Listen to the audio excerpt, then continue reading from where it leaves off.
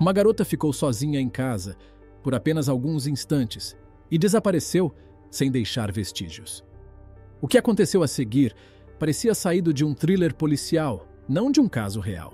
Era difícil acreditar que algo tão inacreditável pudesse ter ocorrido na vida real.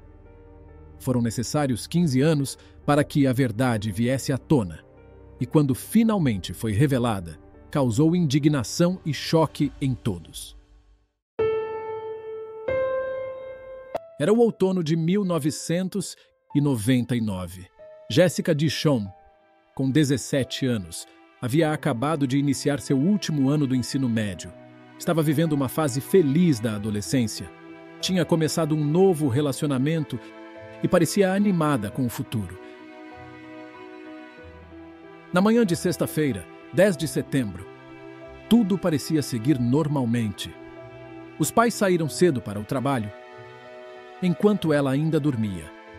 Os irmãos mais novos pegaram o ônibus escolar como de costume. Jessica, que costumava dirigir até a escola em seu próprio carro, ficou em casa por mais alguns minutos. Nada indicava que aquela manhã comum estava prestes a se tornar um pesadelo para toda a família.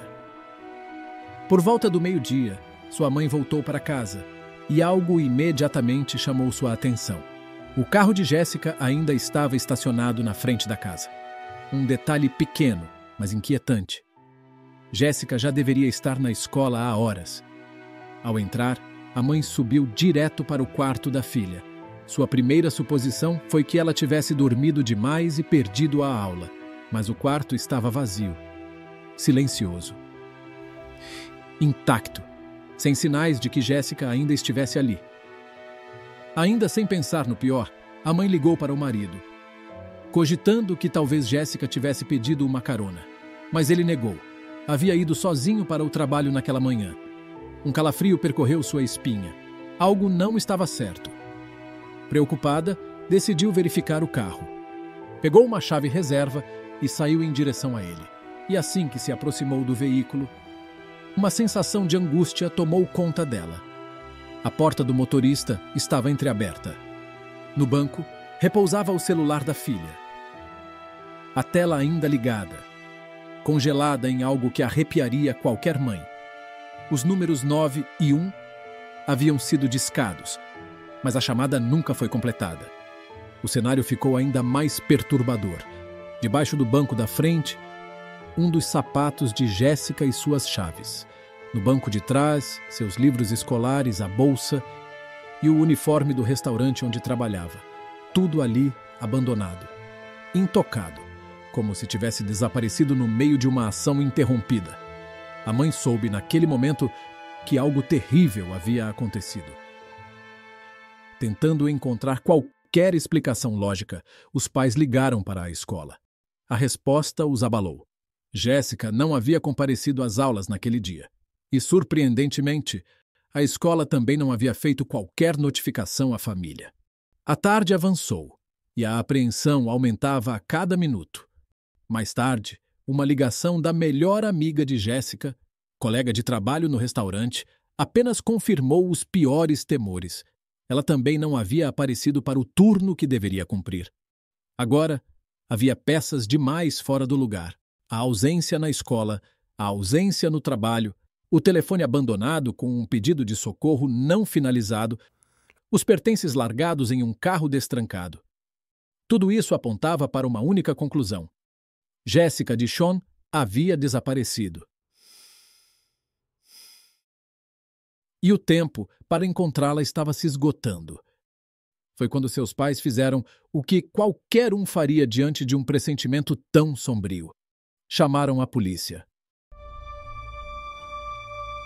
Apesar de todos os sinais alarmantes, a reação inicial das autoridades foi surpreendentemente apática. O xerife encarregado do caso descartou o desaparecimento de Jessica como algo temporário. Disse apenas que ela provavelmente havia saído por conta própria e logo voltaria para casa. Nem mesmo se deu ao trabalho de considerar que um de seus sapatos fora deixado dentro do carro. Um detalhe que tornaria praticamente impossível que ela tivesse ido muito longe a pé. Os pais insistiram, tentando convencê-lo de que algo estava profundamente errado, que Jessica jamais desapareceria daquela forma. Mas seus apelos foram ignorados. O xerife se recusou a abrir uma investigação formal. Com o coração apertado e sem outra alternativa, os pais voltaram para casa. Foi nesse momento que decidiram assumir o controle da investigação. Começaram a ligar para familiares, amigos, colegas, qualquer pessoa que pudesse ter visto ou ouvido algo, mas ninguém sabia de nada. Jessica parecia ter simplesmente sumido do mapa. Desesperados, os próprios pais iniciaram uma busca pela cidade, vasculhando cada canto, cada rua. Mas Jessica não estava em lugar nenhum. As perguntas ecoavam. Por que o xerife ignorou tantos sinais evidentes de perigo? O que teria acontecido com Jessica? E onde estaria neste momento? Jessica DeShawn nasceu em 2 de maio de 1982, na pequena cidade de Shepherdsville, no Kentucky. Era uma comunidade pacata, onde muitos moradores viviam da agricultura e todos se conheciam. Jessica era a irmã mais velha de 2 irmãos e, desde cedo, ajudava os pais a cuidar das crianças enquanto eles trabalhavam. Essa responsabilidade precoce a tornou independente e confiável. Seus pais sempre podiam contar com ela. Aos 15 anos, conseguiu um emprego de meio período em um restaurante local. Seu objetivo era claro: economizar para comprar seu primeiro carro. Ela sonhava com um Pontiac vermelho e, alguns anos depois, com muito esforço, conseguiu juntar o dinheiro necessário para realizar esse desejo. Mesmo trabalhando, Jessica mantinha notas excelentes na escola. Já fazia planos para o futuro. Queria cursar a faculdade e se tornar contadora depois de se formar.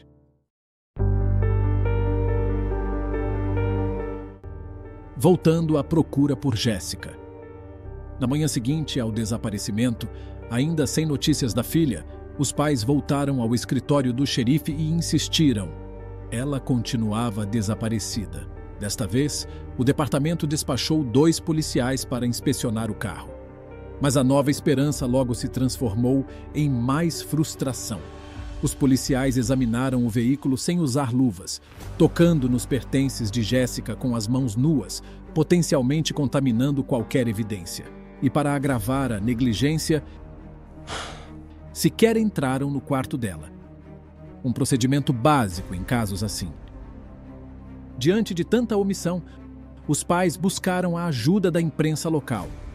Começaram a divulgar o desaparecimento da filha e denunciaram a falta de iniciativa da polícia. Com o apoio de amigos e familiares, organizaram buscas independentes e começaram a distribuir folhetos com a foto de Jessica e informações sobre seu sumiço. A liderança da busca ficou a cargo do pai e de seu irmão Stanley, que conhecia bem a região. Temendo o pior, decidiram explorar uma área próxima ao rio local. Um lugar com fama sombria. Era um ponto conhecido por atividades criminosas, frequentemente usado por traficantes e indivíduos perigosos, graças ao terreno denso e isolado. Durante horas, os 2 vasculharam a mata fechada ao redor do rio. O esforço foi intenso. A esperança, cada vez mais escassa. Nenhum sinal de Jessica. Na manhã seguinte, algo perturbador aconteceu. Enquanto os pais ainda tentavam lidar com a ausência da filha, seu filho pequeno brincava no quintal. De repente, ele correu para dentro, apavorado. Disse que tinha ouvido um grito por socorro e jurava que era a voz da irmã. O pai não hesitou.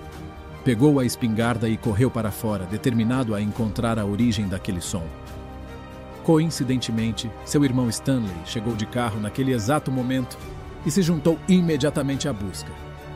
Pouco depois, notaram algo incomum. Uma coluna de fumaça subia da propriedade vizinha. Ela pertencia a um homem de 40 anos chamado David Brooks. Ao se aproximarem, viram-no queimando algo no quintal. De longe, o material em chamas se assemelhava a roupas. A cena era estranha, tensa. Quando o pai de Jessica pediu permissão para revistar a fazenda, Brooks recusou e ordenou que saíssem de sua propriedade. Mas aquilo não foi a única atitude suspeita de David Brooks. Antes do desaparecimento de Jessica, a família mantinha uma convivência amigável com ele e seus parentes. No entanto, pouco tempo depois, Brooks começou a agir de maneira bizarra. Passava devagar em frente à casa deles com frequência, observando-os com um sorriso sinistro no rosto. O comportamento era perturbador. Para piorar, os pais começaram a receber ligações misteriosas. Do outro lado da linha, um homem permanecia em silêncio, apenas respirando de forma pesada. As chamadas vinham sempre à noite, como se alguém estivesse observando. Eles tinham uma forte desconfiança de que Brooks estava por trás disso, mas ainda não sabiam o porquê. Com todas essas atitudes estranhas, e principalmente após tê-lo visto queimando roupas em sua fazenda, os pais de Jessica voltaram à polícia. Desta vez, relataram tudo o que haviam presenciado e pediram uma investigação mais aprofundada, incluindo o uso de cães farejadores. Os policiais, então, usaram peças de roupa de Jessica para tentar rastreá-la. Os cães os conduziram diretamente até a fogueira, onde Brooks havia queimado os tecidos. Lá, nada de substancial foi encontrado. Porém, durante a varredura da propriedade, os cães indicaram um galpão. Dentro dele, havia um par de luvas pretas, e nelas, um cheiro inconfundível, o odor da decomposição. Ainda assim, nada parecia ser suficiente. Brooks continuava se comportando de forma suspeita, mas mais uma vez a polícia deixou a cena de mãos vazias, sem provas concretas, sem respostas e, o mais angustiante, sem Jessica. Frustrado com a indiferença das autoridades locais, o pai de Jessica tomou uma decisão drástica. Procurou o FBI. Normalmente, a agência federal reluta em iniciar investigações apenas com base no apelo de familiares. Mas desta vez foi diferente. Os elementos inquietantes apresentados pelos pais de Jessica eram sérios demais para serem ignorados.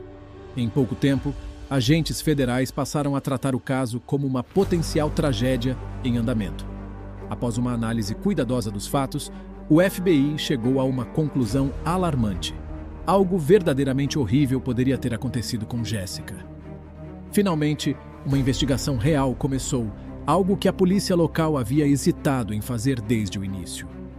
Agentes federais foram enviados à casa da família para coletar impressões digitais no quarto de Jessica e em seu carro. Todas as evidências possíveis foram apreendidas, cuidadosamente embaladas e enviadas para análise laboratorial. A investigação também ganhou uma nova dimensão. Buscas extensas por terra e ar foram iniciadas, enquanto equipes de voluntários e especialistas varriam a região. A atenção se voltou, mais uma vez, para um dos locais mais suspeitos, a fazenda de David Brooks. E durante uma busca meticulosa, os agentes encontraram algo que gelou o sangue dos investigadores. Uma foto impressa de Jessica, escondida dentro de um dos galpões da propriedade. A descoberta não deixava mais espaço para dúvidas. Brooks, de alguma forma, estava ligado ao desaparecimento da jovem. As suspeitas também se estenderam ao irmão de Brooks, Joseph, de 35 anos, cujo comportamento durante as buscas chamou a atenção dos agentes. Ele agia de forma estranha, inquieta, como se soubesse mais do que dizia. Mas havia um obstáculo que os impedia de avançar. Apesar das descobertas perturbadoras, não havia provas substanciais o suficiente para prender os irmãos. Restava à equipe concentrar todos os seus esforços em encontrar Jessica. Então, em 27 de setembro, 17 dias após o desaparecimento, uma ligação mudou tudo. Uma mulher dirigia por uma estrada rural, nas proximidades do mesmo rio onde o pai de Jessica havia feito buscas nos primeiros dias.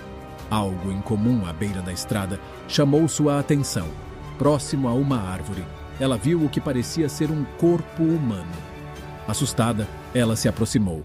O horror se confirmou. Ela ligou para a polícia imediatamente. Agentes do FBI chegaram rapidamente ao local. O que encontraram era devastador. O corpo sem vida de uma jovem, com membros e dedos ausentes. Suas pernas estavam amarradas com uma corda suja. com vestígios de tinta vermelha e prata. Partes das roupas haviam desaparecido, um indício claro de que a vítima havia sofrido abuso. O estado avançado de decomposição impossibilitava a identificação imediata. A dúvida pairava. Seria Jéssica? Um dos oficiais foi até a casa da família e pediu ajuda para identificar o corpo. O pai, tomado pela dor, não teve forças para encarar a possibilidade. Mas a mãe, ainda em busca de respostas, foi até o local. À primeira vista, ela não conseguiu reconhecer a filha. Mas então, seus olhos se fixaram em um detalhe impossível de ignorar. Uma pequena tatuagem de borboleta, no exato local onde Jéssica a tinha. A esperança se quebrou ali. Mais tarde, especialistas forenses confirmaram a identidade da vítima. Era ela. O laudo médico revelou uma sequência de horrores. A causa da morte foi asfixia por forte compressão no pescoço. Contusões múltiplas cobriam seu corpo. Os membros e dedos haviam sido retirados após a morte.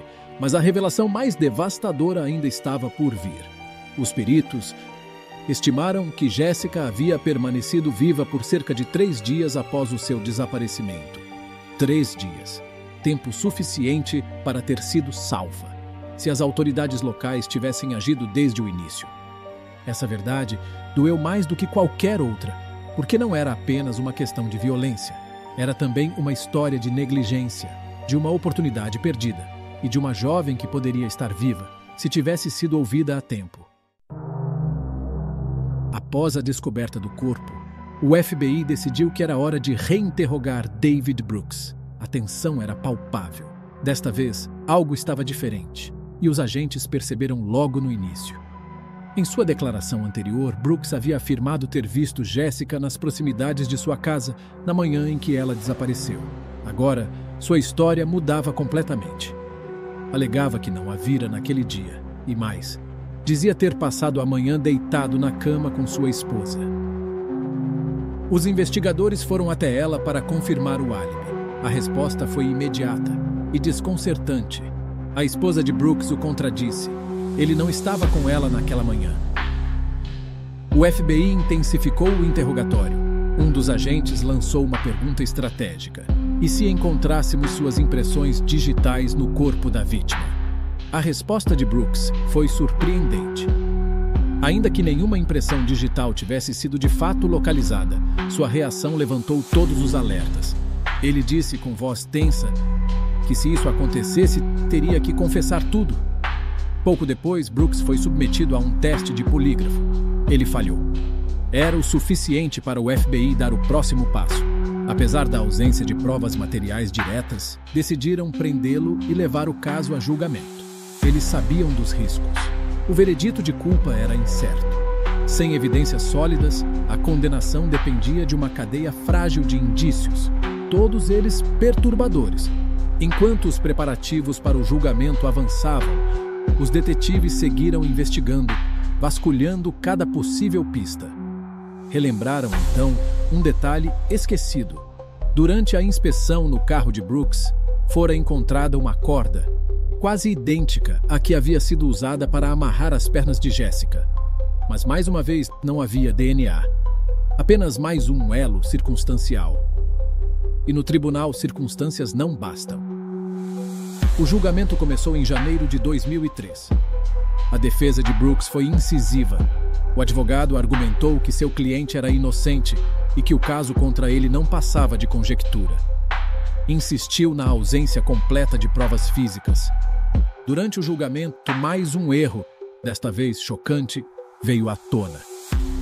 Quando o corpo de Jéssica foi encontrado, parte de seus membros ausentes estavam próximos, em avançado estado de decomposição. Eles foram colocados em recipientes especiais e entregues à polícia local. No entanto, ignorando os rótulos que instruíam claramente: armazenar na geladeira, os policiais deixaram as caixas em temperatura ambiente. O resultado foi devastador. O tecido deteriorou-se rapidamente, destruindo qualquer chance de recuperar vestígios de DNA do agressor. Era uma oportunidade de ouro perdida por pura negligência. As demais evidências contra Brooks, a corda, a foto, o comportamento suspeito, o teste de polígrafo, tudo parecia grave, mas nenhuma delas tinha peso suficiente diante da lei. No fim, o júri não conseguiu chegar a um veredito unânime. David Brooks foi libertado. Segundo a legislação do estado, ele só poderia ser acusado novamente se novas provas fossem encontradas. Para os pais de Jessica, foi um golpe profundo. A convicção de que Brooks estava envolvido era inabalável. E a sensação de que sua filha poderia ter sido salva, caso a polícia tivesse agido quando ainda havia tempo, era insuportável. O sentimento de injustiça era tão intenso quanto a dor da perda. Com o tempo, toda esperança de responsabilização desapareceu. O caso foi arquivado e, aos poucos, esquecido. Até que, em 2012, um novo nome surgiu. A detetive Lynn Hunt foi designada ao departamento de polícia local, encarregada de investigar casos não resolvidos. E ao revisar os arquivos, seu olhar caiu sobre o assassinato de Jessica DeShawn. O que encontrou nos registros foi alarmante. O caso, um dos mais graves da região, havia sido conduzido com amadorismo. Os documentos estavam repletos de erros. Faltavam transcrições, relatórios de entrevistas e, em muitos pontos, não havia sequer registro das evidências recolhidas. Era como se tudo tivesse sido tratado com descaso. Hunt percebeu que teria que recomeçar do zero. 13 anos depois do crime, ela se propôs a refazer cada passo, sozinha. Seu primeiro movimento foi entrar em contato com a família de Jessica. Durante a visita, um dos irmãos da vítima, agora adulto e vivendo em outra cidade, entregou uma caixa com pertences pessoais de Jessica, objetos que estavam no carro no dia de seu desaparecimento. Ele os havia guardado desde que a polícia os devolveu.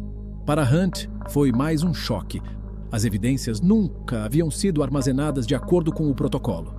Estavam ali, jogadas em uma caixa, como se não tivessem nenhum valor investigativo. Após tantos anos, a chance de extrair algo útil era mínima. Mas Hunt, determinada, se recusou a desistir. Reviu cada item, cada página, cada lacuna.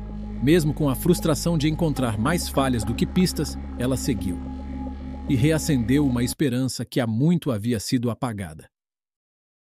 Enquanto revirava caixas de arquivos negligenciados, a detetive Lynn Hunt encontrou algo que lhe chamou a atenção. Entre os muitos documentos mal organizados, um relatório médico chamou sua atenção. Tratava-se da avaliação psicológica de David Brooks. O exame revelava um dado surpreendente. Brooks tinha um QI de apenas 61. Esse número, significativamente abaixo da média, levantou sérias preocupações.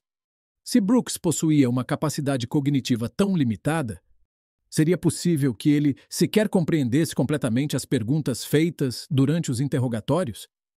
Seria capaz de sustentar um álibi ou de reagir coerentemente sob pressão?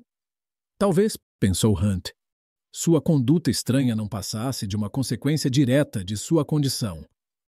A possibilidade de que Brooks não tivesse nenhuma relação com o caso começou a ganhar força. Era hora de fazer a pergunta que ninguém mais parecia ter feito. Se não foi David Brooks, quem mais poderia ter cometido essa atrocidade? Hunt passou meses mergulhada em registros antigos, revisou os nomes de todos que tiveram qualquer envolvimento com o caso, releu entrevistas, verificou listas de moradores vizinhos, procurava alguém que tivesse passado despercebido, um nome oculto entre tantas falhas investigativas. Foi então que, em setembro de 2014, quase 15 anos após a morte de Jessica DeShawn, o telefone tocou. Era um colega de outro departamento. Ele dizia ter algo intrigante. Um detento em uma prisão estadual no Kentucky alegava saber quem era o culpado. Hunt reagiu com ceticismo. Já havia visto isso antes. Presos inventando histórias mirabolantes para ganhar favores, reduzir suas penas ou melhorar sua rotina na cadeia. Ainda assim, não podia ignorar. Não depois de tudo que já havia sido negligenciado. Ela foi até a prisão para ouvir o homem pessoalmente. O detento contou que, por um tempo, dividiu cela com outro preso condenado por abuso infantil. o mesmo crime pelo qual ele havia sido encarcerado. Os dois criaram uma estranha relação de confiança e, com o tempo, passaram a trocar confidências, incluindo detalhes de seus próprios crimes. Em uma dessas conversas, o companheiro de cela fez uma revelação bombástica. Disse que, entre outras coisas, havia sido o responsável pelo assassinato de Jessica DeShawn.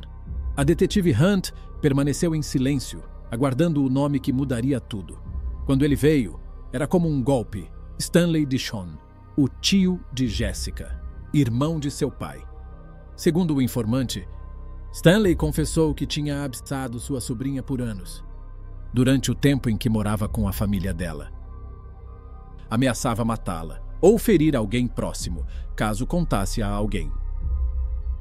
Na primavera de 1999, Jessica começou a namorar, e isso, de acordo com Stanley, acendeu o medo dentro dele. Temia que ela pudesse confiar no namorado e revelar a verdade. Na manhã de 10 de setembro, o dia do desaparecimento, Stanley apareceu na casa da família. Jessica estava sozinha, do lado de fora, prestes a sair para a escola. Já havia colocado seus livros, roupas de trabalho e bolsa dentro do carro. Quando o viu, não esperava problemas. Mas Stanley se aproximou, exigindo que ela terminasse o relacionamento.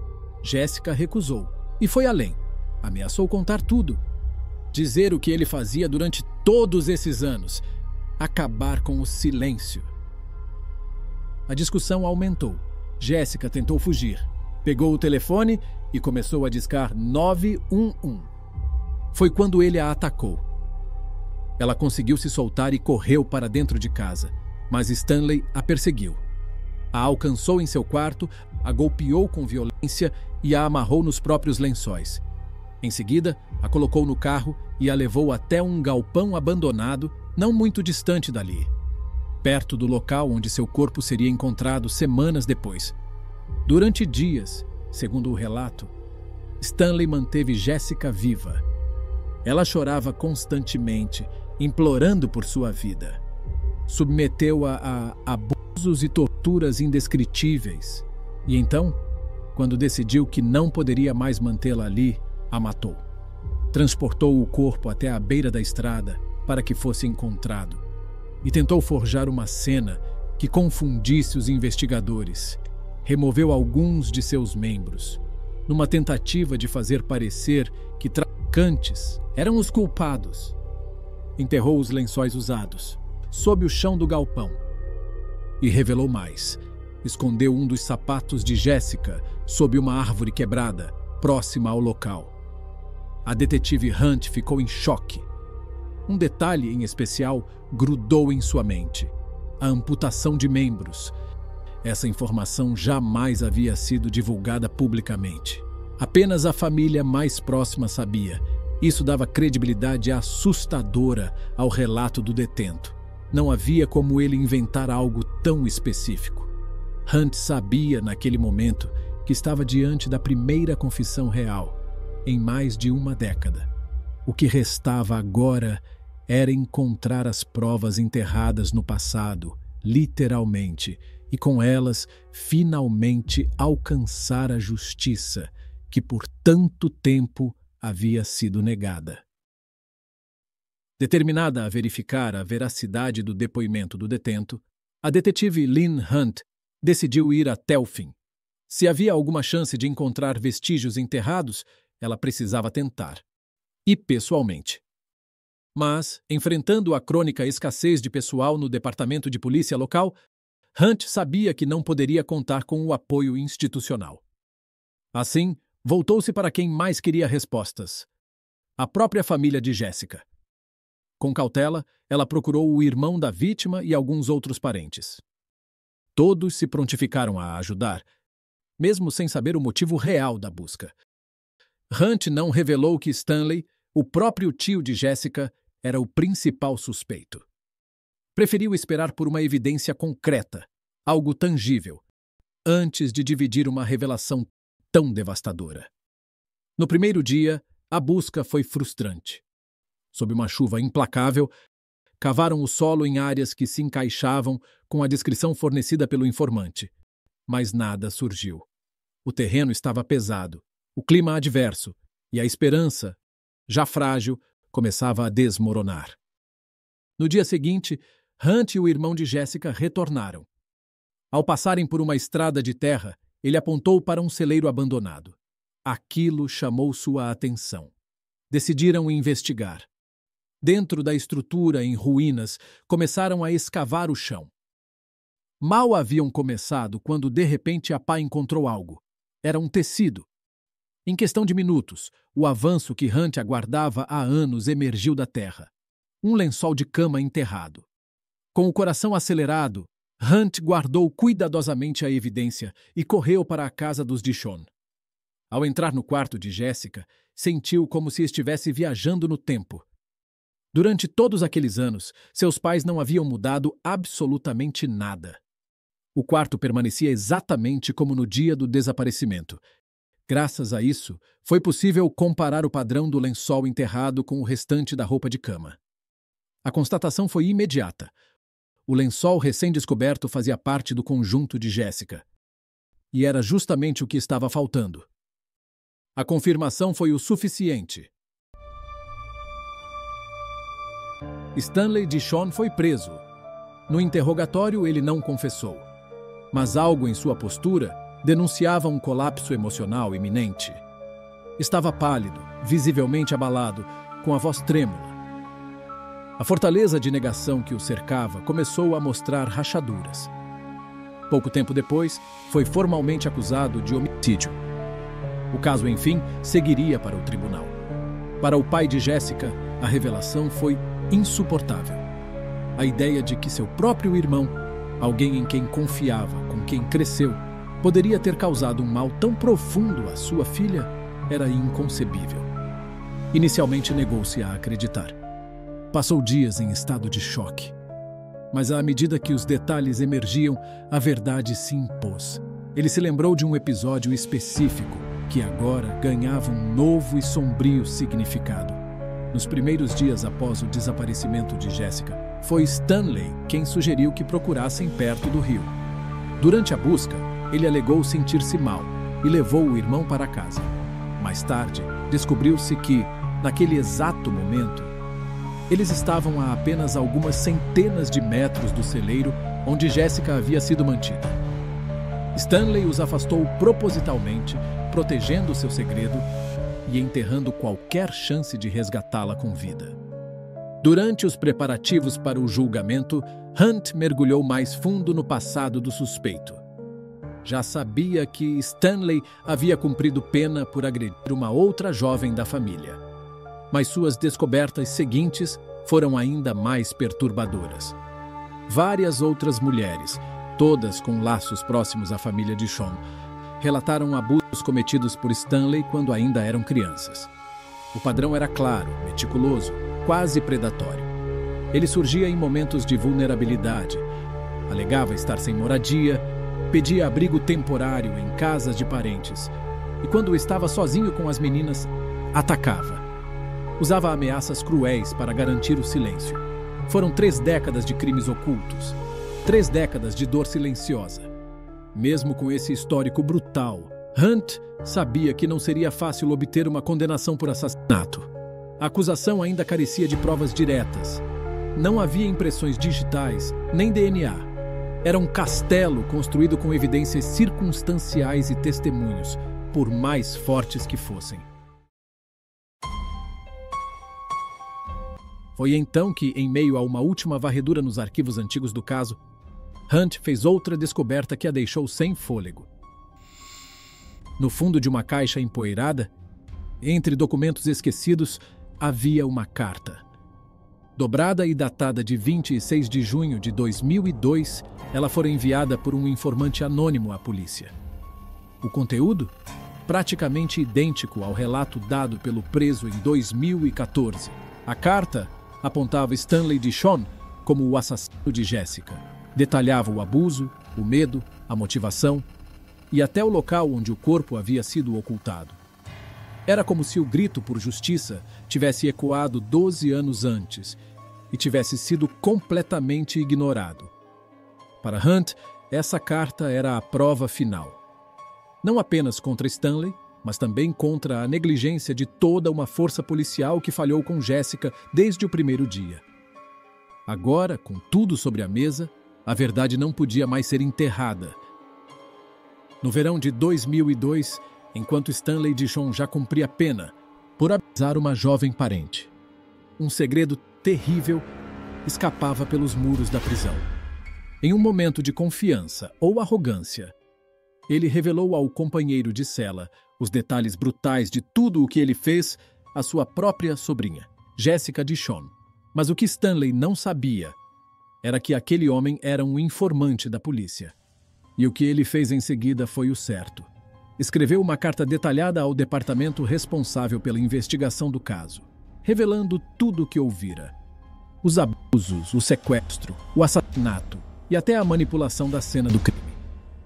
Era uma confissão indireta, mas cheia de elementos que apenas o verdadeiro culpado poderia saber. E o que a polícia fez com essa bomba? Ignorou. Convictos, na época, de que David Brooks era o principal suspeito, os investigadores simplesmente deixaram a carta de lado.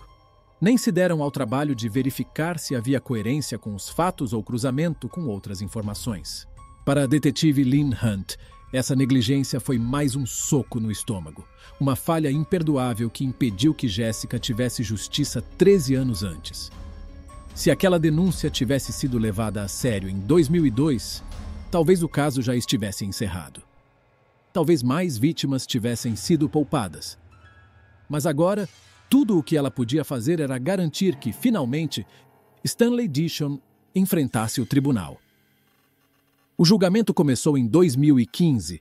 Stanley se declarou inocente. No tribunal, os pais de Jessica mal conseguiam conter a dor. Estavam diante do homem que destruíra suas vidas. Um parente que frequentara seus jantares, que cuidara dos filhos e que agora sabiam havia sido o algoz de sua filha. O silêncio de Stanley os enfurecia. Eles desejavam respostas, um pedido de perdão, qualquer coisa, mas ele não lhes deu nada. A acusação sabia que o caminho até uma condenação não seria fácil. Não havia provas diretas. Sem DNA, sem impressões digitais, apenas uma cadeia de evidências circunstanciais, relatos de vítimas anteriores e 2 confissões extraoficiais. Para complicar, as acusações de diversas vítimas, todas da própria família, exigiriam que todas testemunhassem em juízo, relatando os horrores que haviam sofrido nas mãos de Stanley. Foi então que o Ministério Público fez uma escolha estratégica. Ofereceu a Stanley Dishon um acordo. Em troca de uma confissão formal de todos os crimes, a pena de morte seria retirada da pauta. E, surpreendentemente, ele concordou. Declarou-se culpado de tudo. Mas, segundo os termos do acordo, não seria obrigado a revelar os detalhes do que havia feito. Nenhuma explicação. Apenas um frio culpado. Para os pais de Jessica, isso foi um novo golpe. Eles precisavam ouvir a verdade. Saber o que havia acontecido com a filha, entender o que ela sofreu, o que viveu. Mas Stanley permaneceu em silêncio, enterrando para sempre as respostas que eles tanto ansiavam ouvir. A sentença foi de 20 anos de prisão, com possibilidade de liberdade condicional após 15. Ele tinha 56 anos quando foi condenado. Isso significava que, se saísse, seria com 71 anos. Na saída do tribunal, o pai de Jessica foi direto. Disse em voz alta, para quem quisesse ouvir, que se Stanley algum dia saísse da prisão, ele estaria esperando. Não havia mais medo em sua voz, só a fúria de quem perdeu tudo. Mas Stanley não parou por aí. Em 2019, ele deu sua primeira entrevista à imprensa. Negou novamente ter matado Jessica. Afirmou que estava trabalhando naquela manhã. Uma alegação impossível de confirmar 2 décadas depois. Também não conseguiu explicar por que 2 informantes diferentes, sem qualquer ligação entre si, forneceram relatos idênticos, com detalhes que só o verdadeiro assassino poderia conhecer. E quanto a David Brooks, as autoridades nunca conseguiram descartar totalmente sua possível participação secundária no crime. Sabia-se que ele e Stanley se conheciam. Talvez Stanley o tenha usado para descartar as evidências, como as roupas queimadas ou as luvas com cheiro de decomposição que os cães farejadores detectaram. Talvez Brooks, com seu QI extremamente baixo, não tenha compreendido a gravidade do que fazia. Há quem acredite que a foto de Jessica, encontrada no galpão de Brooks, pode ter sido plantada por Stanley, uma manobra para desviar a atenção. Mas a verdade sobre essa colaboração, se é que ela existiu, foi enterrada com Brooks, que faleceu em 2021 por complicações cardíacas. E então resta uma última pergunta. Um detalhe que jamais deixou a mente dos pais de Jessica. O grito. No terceiro dia após o desaparecimento, o irmão mais novo de Jessica correu para dentro de casa, desesperado. Disse ter ouvido a voz da irmã gritando por socorro do lado de fora. O pai, lembrando disso, ainda se pergunta se aquilo foi real. Jessica poderia ainda estar viva naquele momento, mantida no celeiro a poucos quilômetros dali? Terá sido apenas fruto da imaginação de uma criança em choque? Um grito qualquer, vindo do campo, mal interpretado em meio ao desespero? Ou seria possível que Stanley estivesse passando ali, com Jessica viva, talvez inconsciente ou amordaçada dentro do carro? O que aconteceu naquela manhã ainda é um mistério. Mas o que não se discute é que por quase 2 décadas a justiça falhou com Jessica DeShawn. E mesmo com a condenação do verdadeiro culpado, a ferida aberta jamais cicatrizou completamente. Se você fizesse parte do júri, com tudo o que sabe agora, qual seria o seu veredito? Compartilhe sua opinião sobre esta história na seção de comentários. Obrigado por assistir e tenha uma ótima semana.